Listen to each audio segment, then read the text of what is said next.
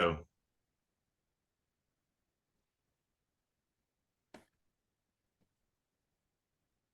welcome, welcome, welcome in, everyone. Welcome to Care Concierge with Care Patrol, where education is the heart of everything we do. We appreciate you joining us on another beautiful day the Lord has made.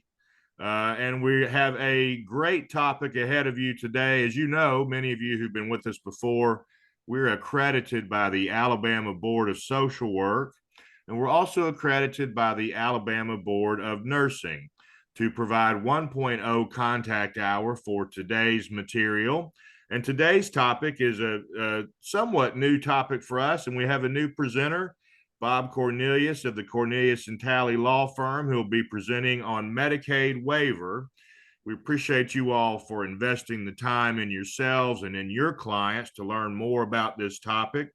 As you may know, those of you who've been with us in the past, we use an online evaluation tool called SurveyMonkey in order to award you this 1.0 contact hour. Nurses will actually post your hour for you on the ABN website. Everyone who completes the evaluation by 9:30 tonight will receive a certificate in the email showing your participation and showing that you were awarded 1.0 contact hour for today's information.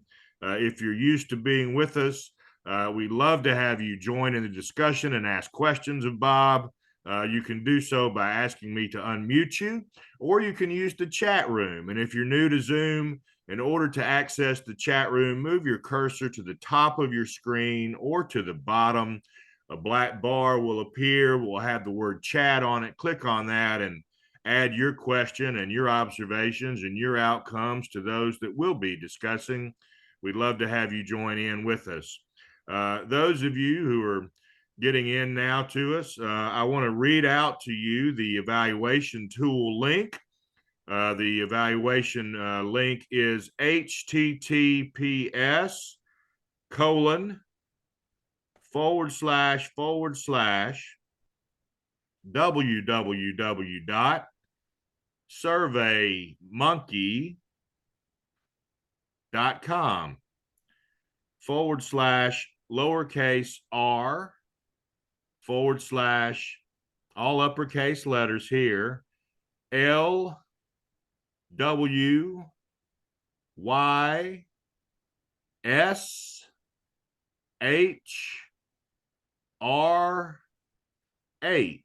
I've posted this in the chat room for you if you're able to access it. And we, again, love to have discussion. So please do ask any questions that come to mind in the chat room. I'll interrupt Bob Talley and, Bob Cornelius and ask him your questions, or you can ask me to unmute your mic. So without further ado, and we're happy to welcome Bob Cornelius. And Bob and his firm are the lawyers that other lawyers call when they have difficult Medicaid questions, and particularly those around Medicaid waiver, which is the topic for today. So Bob, thank you so much for being here, and I'll let you share with us your wisdom and experience. Well, thank you for having me. It's much appreciated. We're based out of Birmingham, Alabama, but we do cover the biggest portion of the state. I know we've been down toward as far down as Dothan on one side, and I know we've been up at Tri-Cities and as far as Huntsville. But we're located in Birmingham, and we're an elder law and special needs firm. The way I explain that is you're either born with a special need, you have an accident in your adolescence, or the Lord blesses you and you age to be a special need. And if we have a situation where someone needs some help, there is some things out there that you can address and try to get some help from. Medicaid waiver is just one of those pieces. Now, I have to admit, if anyone can fully explain to me how the Medicaid waivers work, who qualifies, when they qualify, and how to stay qualified, they need to be given this presentation, because I'm going to admit up front, every day I have some new twist that I thought would work that doesn't work. And it's almost a trial and error to figure it out. But the number one thing you need to be aware of is when it says, the name says it all, Medicaid. Your client or your person that you're trying to get on a waiver, and it doesn't matter which waiver it is, they have to be enrolled in Medicaid in some form. Okay. Now, if you're on Medicaid, you're eligible to apply for these. Now, who qualifies? That's number one. Who actually qualifies for the waiver? If you're on Medicaid, you qualify. Okay, that's bottom line. First incidence, you have an income requirement, and you have an asset requirement. Income requirement is if you got an income.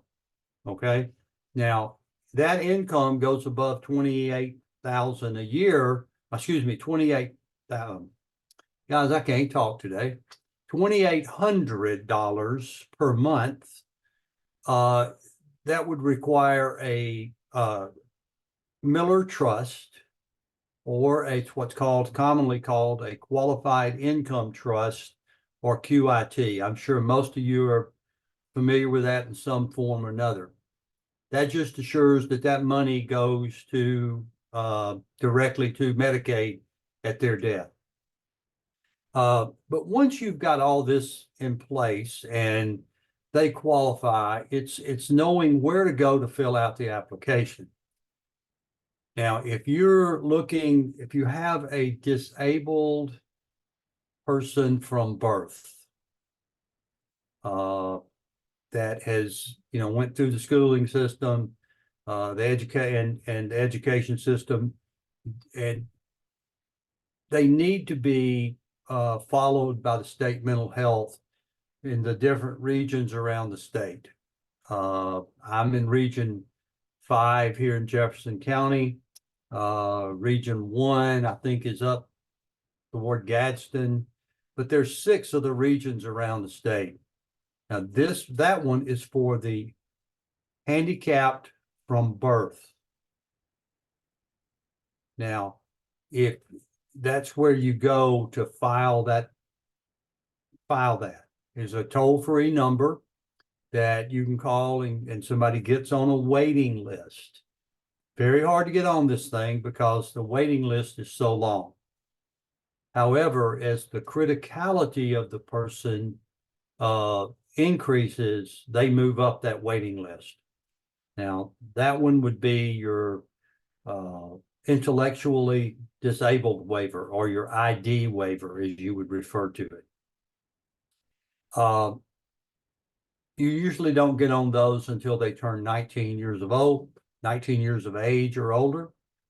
And at that point, once you get on it, various avenues you can take off of that. There's a stay-at-home waiver. There's a work waiver, like going to a day program. There's transportation. There's multiple areas in that, but that's on your ID waiver.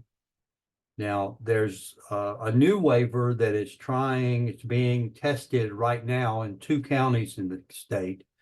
It's called a community-based waiver that may be implemented in the future statewide. It may not be. We don't know yet. But if you're already on an ID waiver, it doesn't replace it. It just, anyone new joining will be on that. Then you have your elderly and disabled waiver. And that waiver, again, you still got to meet all the Medicaid requirements. And that is, you can be disabled, you can be elderly. Like I said, elderly is a matter of definition. You just got to show that you need the services, that you're on Medicaid, and they're going to look at it on a make sense basis. Okay. Someone's got a lot of money that can hire their own caregiver. Chances are you're going to have a hard time getting on. Okay.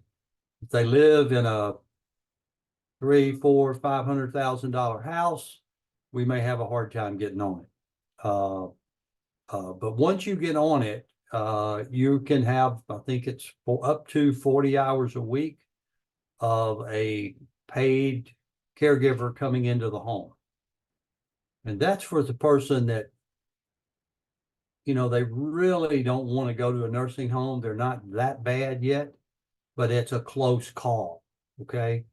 Because once you moved into the skilled nursing arena, or going that route, your waivers are all out of not applicable anyway. Okay. Because you've got a completely separate section of Medicaid that says long-term care. So just because you're on Medicaid on one side doesn't mean you automatically qualify for long-term care in the long run. Okay. Now you've also got what's called an ACT waiver, and I'm just referring to some notes so y'all know when I'm looking away. There's a Alabama Community Transition Waiver, or called ACT. I've never known anybody that needed to use that. Okay. Just maybe it's just me, maybe it's just my practice. You guys might enlighten me on that more than I know. So the real thing is you've got to know where to go and what waiver you're going after. I know of young children that have been born with a disability that have been put on the E and D waiver, elderly and disabled, at birth. Well, now they've turned 19, and it's hard to transition them from the E and D waiver over to the intellectually disabled waiver, because it's no longer just because parents need more help.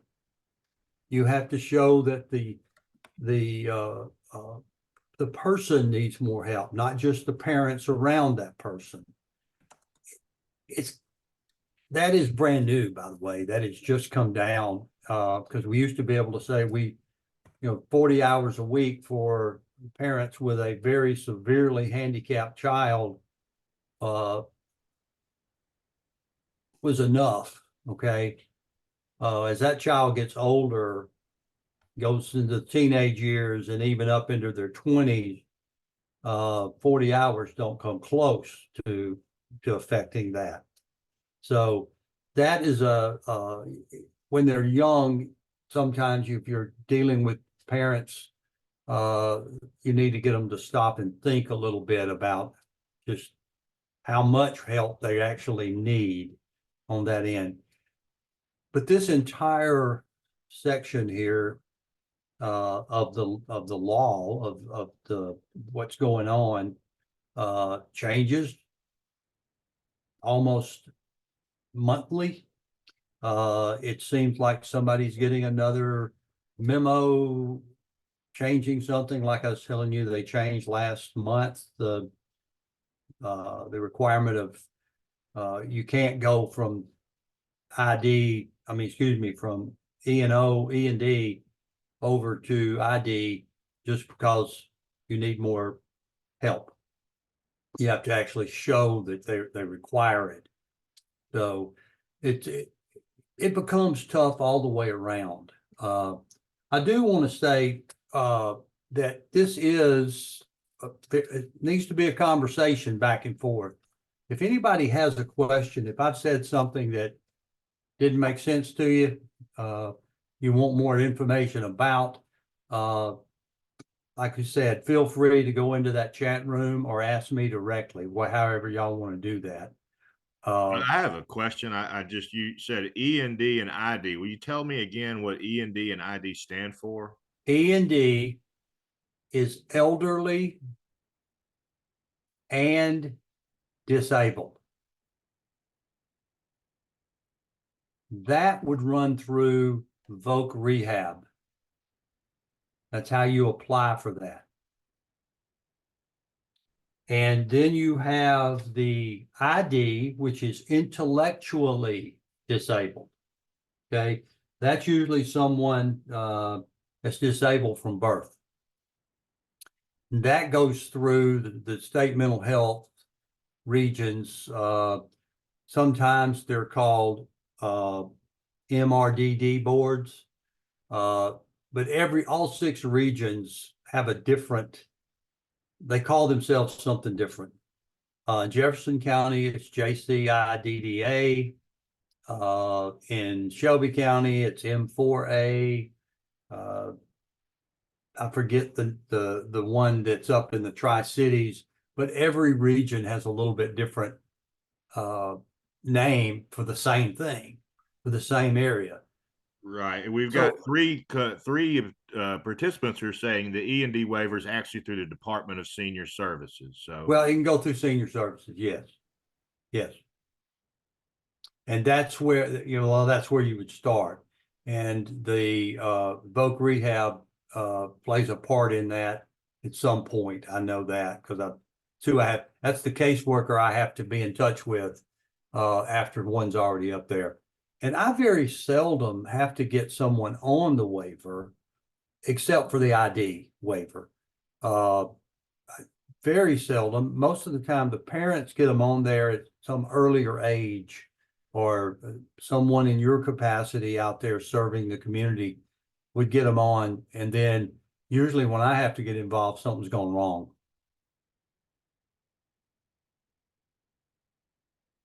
Okay. I have a question. You talked about the financial criteria. What is the asset criteria? $2,000. Now, if you got a husband and wife, and everybody worries about the house, okay, which is everyone's biggest asset, as long as one of the 2 spouses remain in the home, the house is exempt from any of Medicaid issues. The $2,000 is per person, so couple, you're looking at $4,000. If you wind up in a situation where both parties need help, you're just doubling the requirements. Now, Medicaid, I see someone here who's mentioned the Medicaid 5-year look back. The look back is you just can't give away money. Okay. You can't, and what is giving away money? Well, obviously you can write a check to a child. You can give a car to a grandchild or something of that nature. That's obviously giving it away. But a few things that you don't catch here, ownership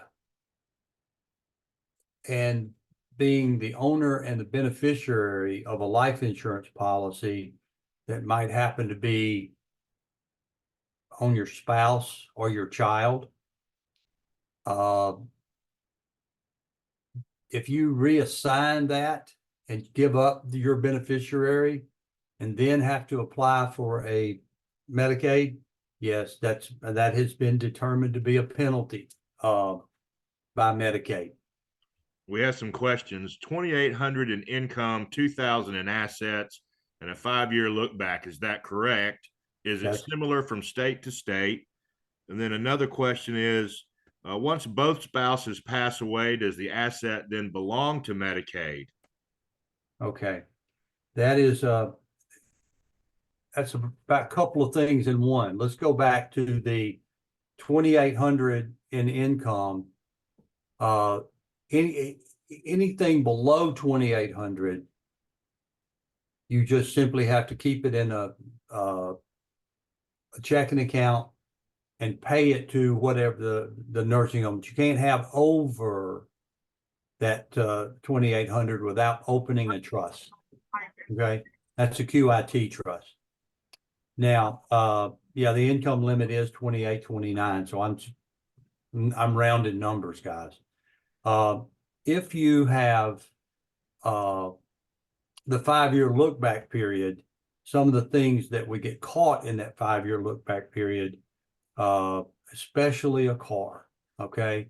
I have seen grandmother give a graduating senior going off to college and write them a $5,000 check to help pay for college. If that grandmother has to go into a nursing home within 5 years, that's a penalty. Now, Sorry, we've got someone on. Could you please mute your mics if you're I'm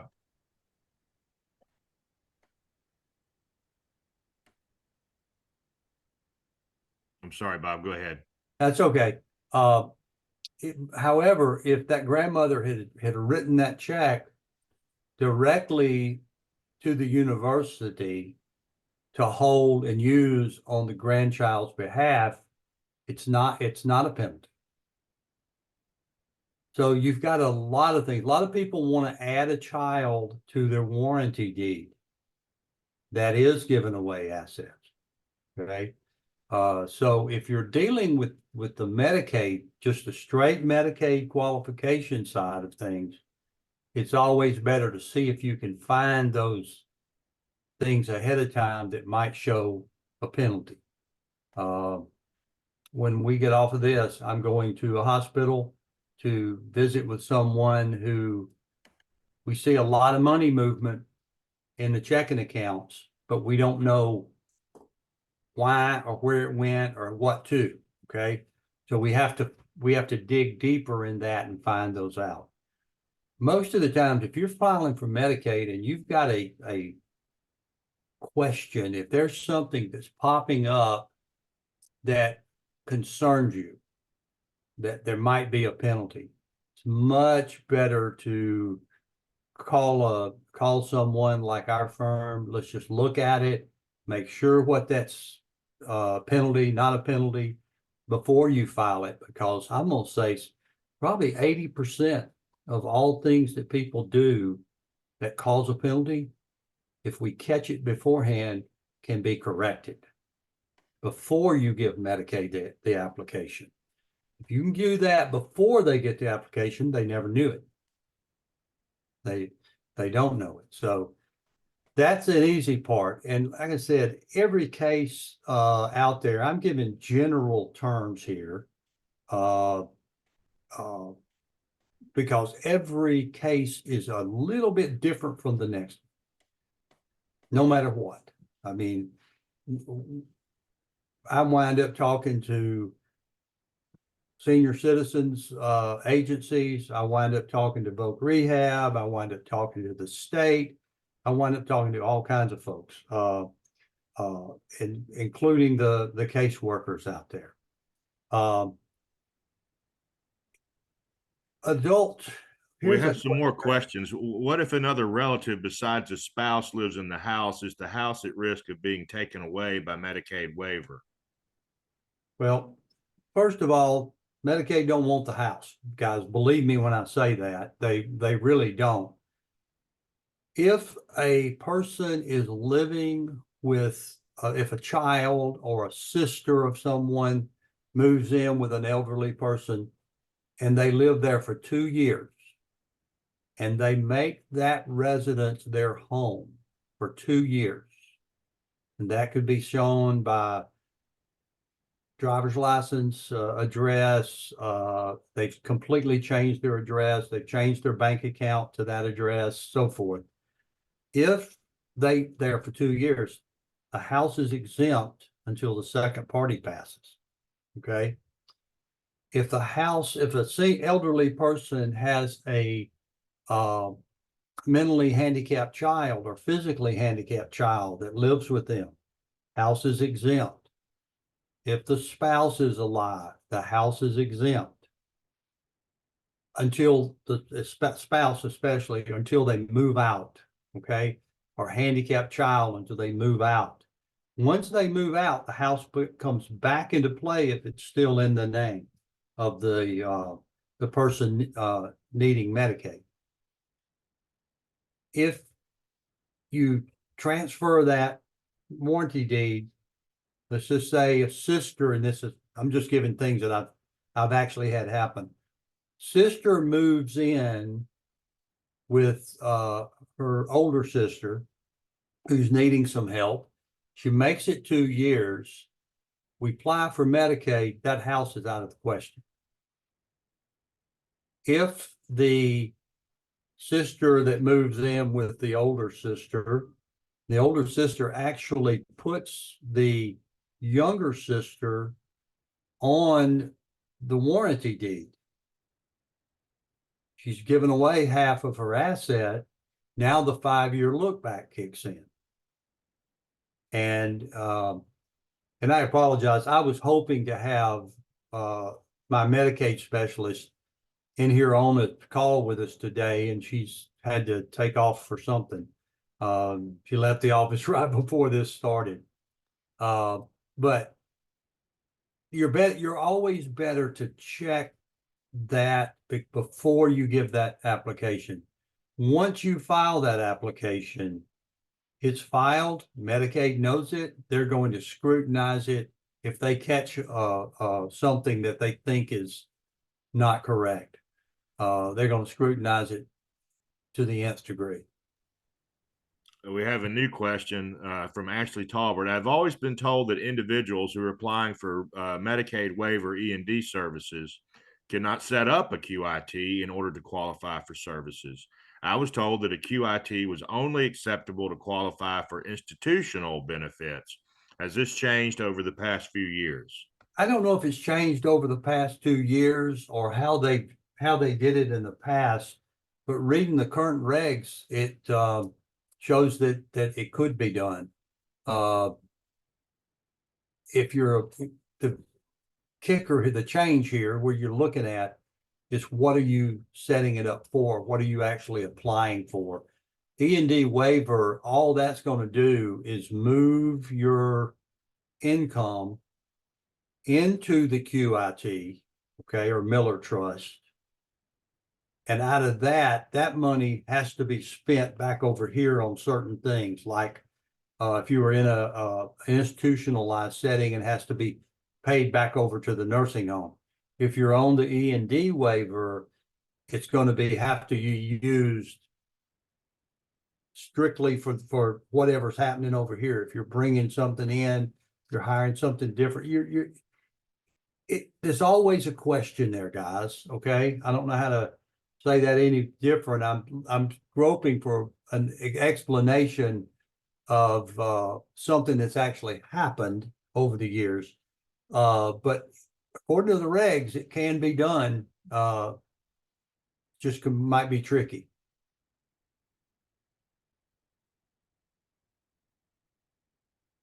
Anybody have any? That was it. They're the questions for the moment. Thanks. Sorry to interrupt. That's okay. I'm going to scroll back up these questions and look and see if there's anything that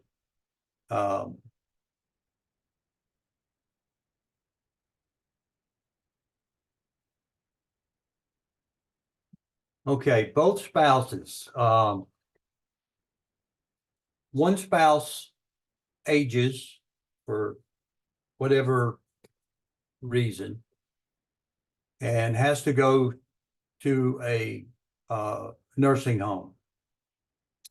The spouse that stays in the house is exempt until that spouse dies or moves out or has to go to an institutional setting himself. If the community spouse stays in the house the entire time until the institutionalized spouse passes away, he's fine. But whenever he would have to go, now you've got an issue. Okay. Now, this happens quite often, is happening more often. One spouse stays out in the community, one spouse goes to the nursing home. Then all of a sudden, this one spouse wants to downsize their living environment, sell the house, move over here to a garden home or to a condo or something else, or move into a independent retirement setting, like something like you would have at Danbury or Kurtwood by the River is local for us, where you'd have a retirement apartment, then you'd be in a facility. All those trigger issues that have to happen with a house. If the house comes into play, you have to put the house up for sale. When you put it up for sale and show that listing agreement to Medicaid, Medicaid attaches a lien on the house. They don't take the house, they just attach a lien to it. Once that lien is attached, whenever that house is sold, that lien has to be paid off.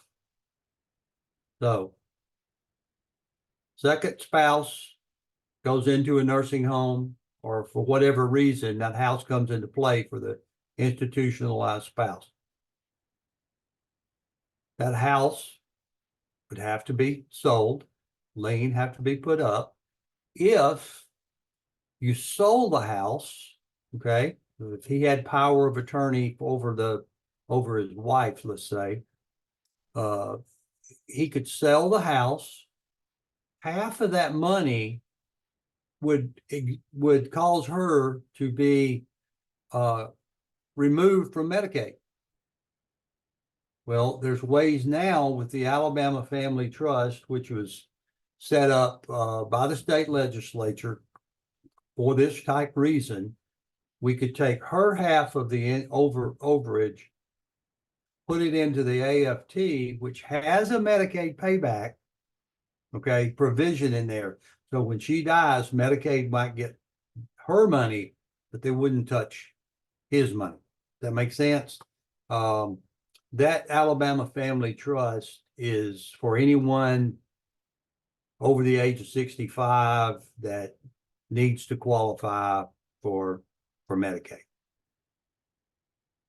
And they don't want to do the spin down all the way to $2,000.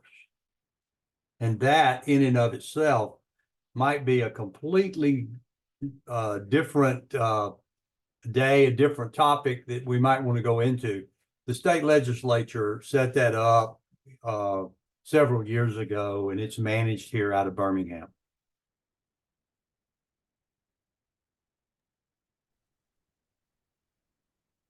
Anything else? No other questions at the moment. No. I do want to emphasize that this is such a changing world. If someone will do their planning, estate planning ahead of time, you can prepare for any of these different things that can pop up and bite you. You can actually arrange your estate to where you don't really even have a probate estate. The probate estate, if a husband and wife both draw up wills, where I call them I love you wills, where you're leaving everything to each other and then to the children. If the first one to pass, there's no probate estate. Everything's belonged by the other spouse. It's the second to die. So it doesn't matter which one, the second of that marriage to pass is when that will has to be probated.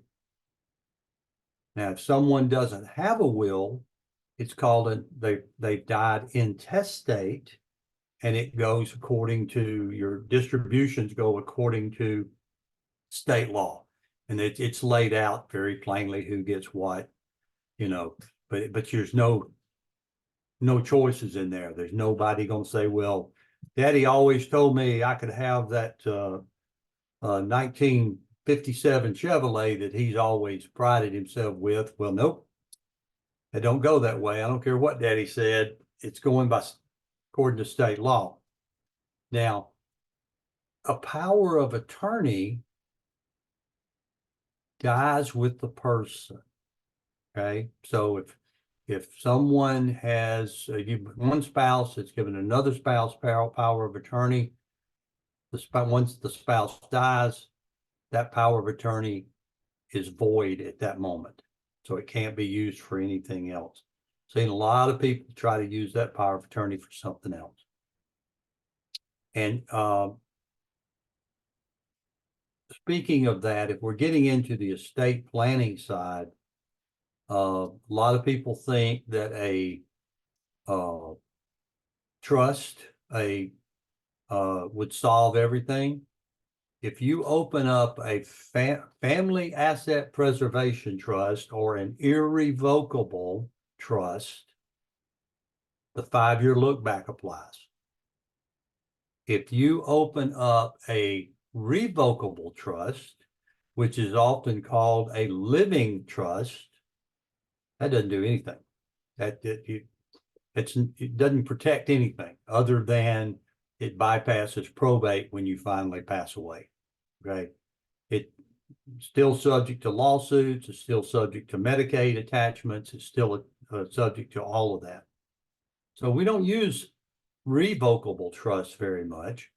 And if you're drawing up a asset protection trust, they need to do it way ahead of time and let the 5 years run before it protects anything. So everybody should have a will, a power of attorney for finances, a living will with a healthcare directive named, and we've got a new power of attorney that we've started writing called a healthcare power of attorney. A lot of attorneys used to write those into the healthcare, try to write it into the durable power. That's one of the things that one of the ways COVID affected our world is we separated those because we had so many hospitals and doctors questioning, could they use that? And by the time it went through legal departments and their lawyers and hospitals staff, patients could pass. So we wrote the healthcare power of attorney that's just for healthcare. Doesn't have anything to do with end of life. It just means the person can't, person that's giving the healthcare power, they can't be questioned. Okay, they get the person that has the power can talk to doctors, make decisions, even sign off for surgeries, all of that kind of stuff. Haley just walked in the room, guys. I know that she can be seen. Hey. I'm going to ask her a question that popped up a while ago. Okay. Have you ever known a person trying to get an E&D waiver? Could they still use a QIT? I know this is their actual rules and regs. I saw in here where it could, but I don't know that I've ever known anyone to qualify that way. Okay. By the way, guys, Haley, in her previous working life, she's been the admissions director at 3 different fairly large nursing homes here in Jefferson County. So she's got a little experience with this. I'm just simply thrilled to have her. So, but when you get into the area of elder law or special needs, the earlier you can plan, the better, because you get over the 5-year look back. If you can get past that 5-year look back, you can make sure that you've protected everything.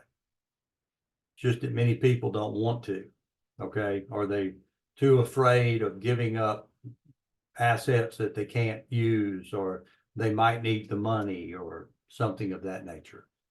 But if you can plan early enough, you can be protected all the way around. Have I seen any questions that I've missed? Has anyone not had their question answered? Well, one question was, what about if the elderly person has an adult child who lives in the home? Will that child have to leave the home that is owned by the elderly parents? I think you answered that sufficiently, but there may be more on that. The answer to that is no. That handicapped child can stay there on and on. And then we just had some folks who were clarifying that in Alabama, the income limit is $2,829 for the monthly income. Yeah, if at that point at $2,829, that is when if you're gonna Medicaid requires a QIT. Now, let's just say their income is $2,500 and it's coming into an account that's under that just stays into a checking account of wherever it was coming into, and someone writes a check back to a nursing home, or that has to be paid directly to assisted living facility or something. But if you put it into a QIT, same thing, still just a checking account. It's just you have a attachment by Medicaid to it. And then we have a clarification that it's $2,829 gross, not net. We have a question. Ms. Witherspoon asked, what if the adult child is not disabled? It's still, the house is exempt as long as that adult child has lived with mother or father or in the house for 2 years, preventing their parent from having to go to a facility. But the child ever moved out of that house, now the house is in play.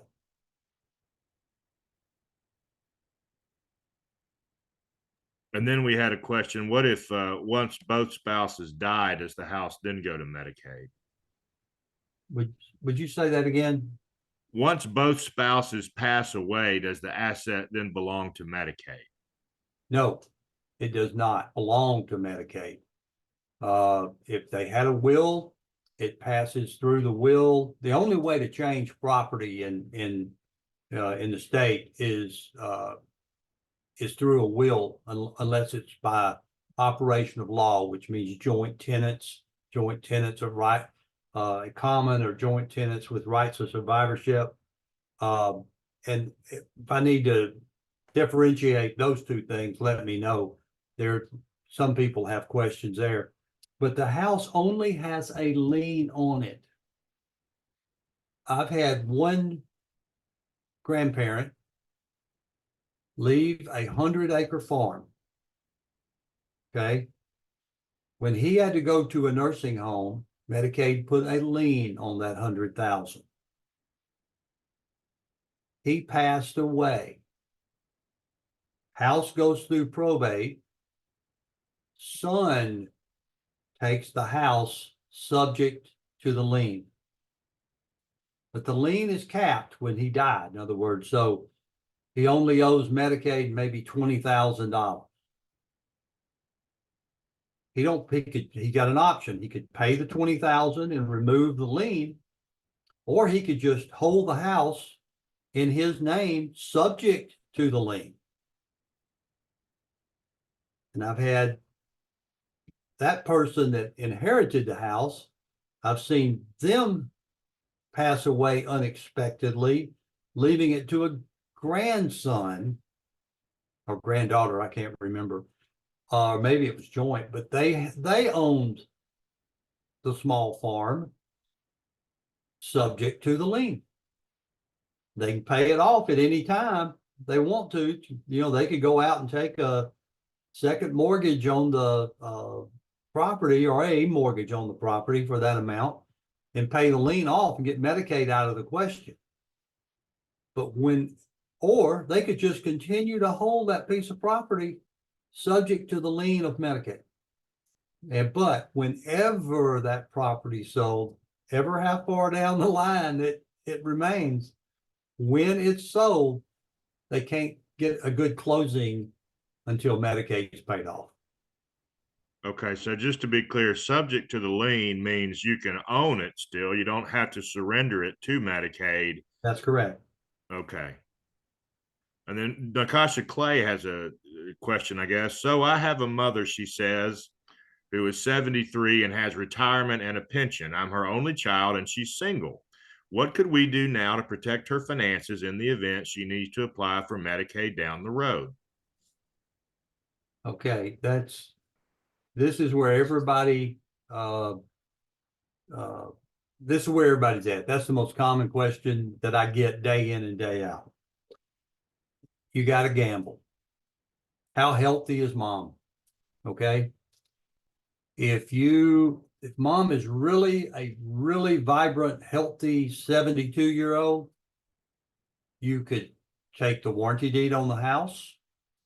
You could add your name to the warranty deed as joint tenants with rights of survivorship. You could get on each bank account moved into your name if you wanted to, or part of it, or just the majority of it over here moved into a trust, your name, whatever. As long as you make it 5 years, you're good. But that's a gamble. Okay. If mom is not in good health, there's nothing you can do, okay, until you get there. Now, right before she's really got to go to that skilled nursing, at that point, we can take mom's assets, and even if you had to sell the house, okay, I've said a while ago, a couple of things you can do there, but you could sell the house, all assets liquidated, moved into that trust, that Alabama Family Trust I was referring to. That would immediately make her eligible if we did that. And we'd look at her income at that point. If her income is less than the 2829, you just continue to write that check over to the nursing home. So that's your income requirement. If it's over the 28 to 29, you have to open the QIT so that Medicaid has a lien to it. But if you do that, move everything into the Alabama Family Trust, that has a payback provision, and it really only gives you an opportunity to protect some of her money, i.e., pass the money down to heirs upon mom's death. It's still a maybe, because Medicaid has a lien to it. Mom goes into a nursing home and lives 6 months, and you put in $400,000, you'll get some back. Mom lives 10 years in a nursing home, you might not get anything back. And the nursing home wants everybody to private pay, which means they want their $8,000, $9,000, $10,000 a month on the front end. Okay. You will use that money up, and when it's gone, it's gone. Okay. At that point, she qualifies for Medicaid. If you use the family trust to qualify for Medicaid, okay, Medicaid is a set amount of money per month that they pay that nursing home that's $2,000 or $3,000 under the private pay amount. So that buildup over here with Medicaid is not as great as it would be if you were private paying. That's a little complicated. I know anybody has questions on how that worked need to check into that. And we have a new question. What if a parent is on one of my bank accounts, in quotations, for emergency purposes? Is this considered part of their assets income? Yes, sure is. And here's another danger there. What if that you put a parent on your savings account, and that parent has a car wreck? Now your assets are subject to court proceedings. And elderly parent could have an accident, being their fault, hurt someone, clean you out. So there's a lot of reasons. The way to get around that is have a good, valid power of attorney. You own the mother owns the account, or whoever's the main person owns the account, and you give the power of attorney to the bank and have their legal department certify that it's good. They attach it to the account. Now they can still write checks for emergency basis as the power of attorney, but you don't have any real right to the asset, no ownership. Okay, so the solution there for Miss McGee is to have her mother made power of attorney so that she can write checks on that account, but not put her mother on the account. Is that correct? I'm understanding you? Right. And that often happens in reverse. You have an elderly parent who thinks they need to put one of the children on the checking account, and not the child putting the mother on the checking account. And here's another little thing. If you got 4 siblings, dad dies, mama runs down and puts one of the siblings on the checking account so she'd be able to write checks in the event she couldn't write checks. At mama's death, the person she added to the account owns it. That's her money. It's not state money. It's not split with the other 3 siblings. That's her money. Now, she can give the other 3 siblings their share, and that's not a problem. You can give money away as long as you're not about to go to a nursing home, because that 5-year look back is going to bite you at that point. But you're making joint ownership. No matter who you're putting down there, the unexpected happens, the unlikely happens, then you've got to remember that account would be 100% owned by that joint party.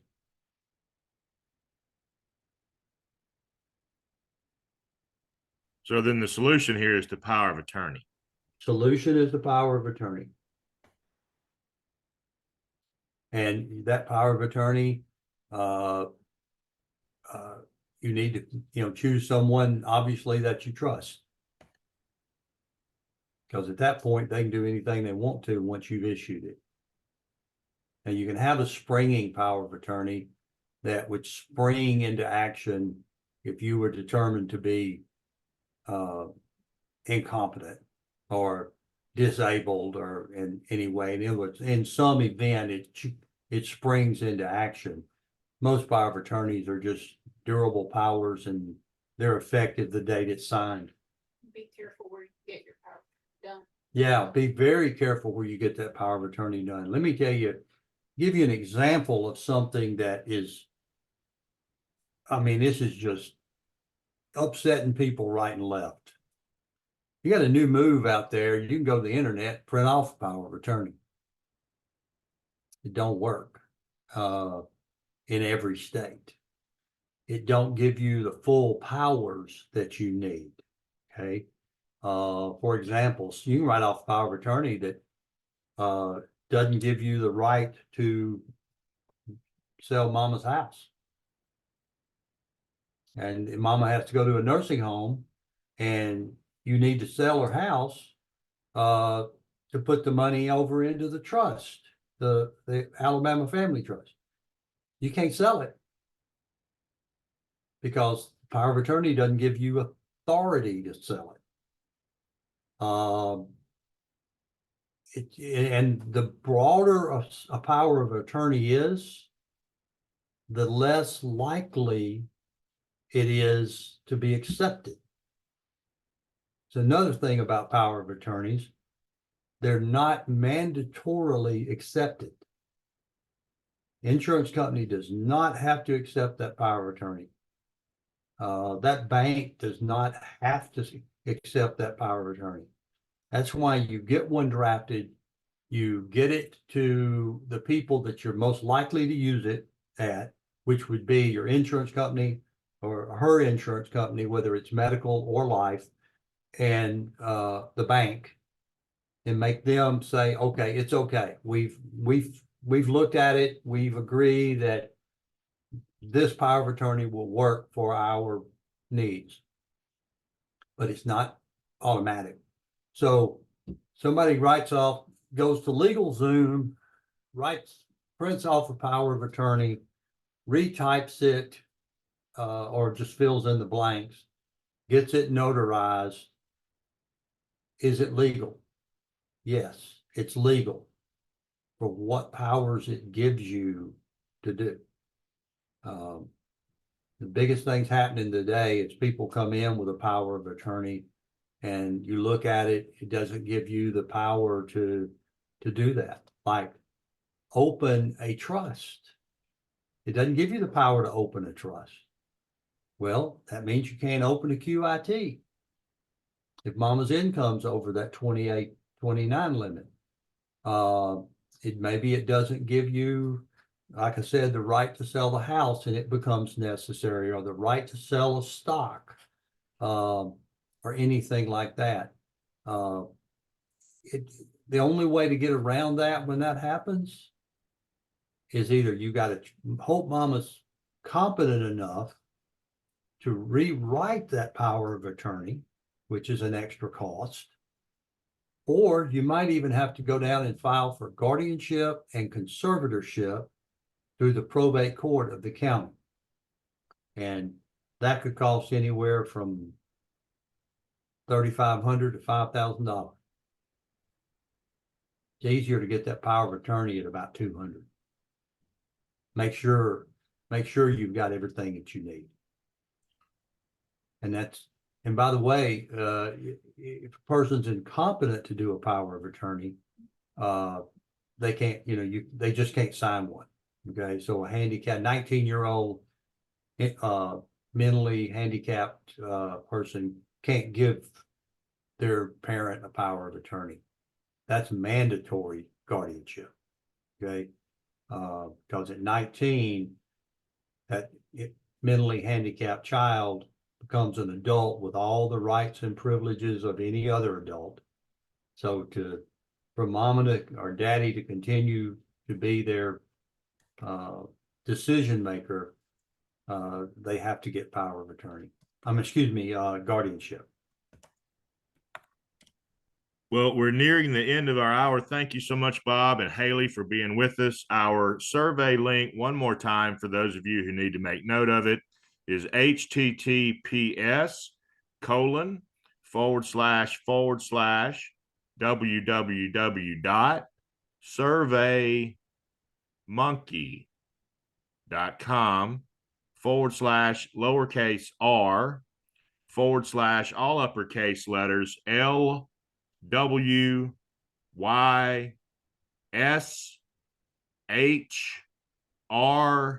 It is password protected. The password is waiver with a capital W, capital WAIVER, and I've posted that in the chat room for you. Thank you, Bob, for taking time to be with us today and for all the Thank information. you. I've really enjoyed it, and I hope I answered some questions.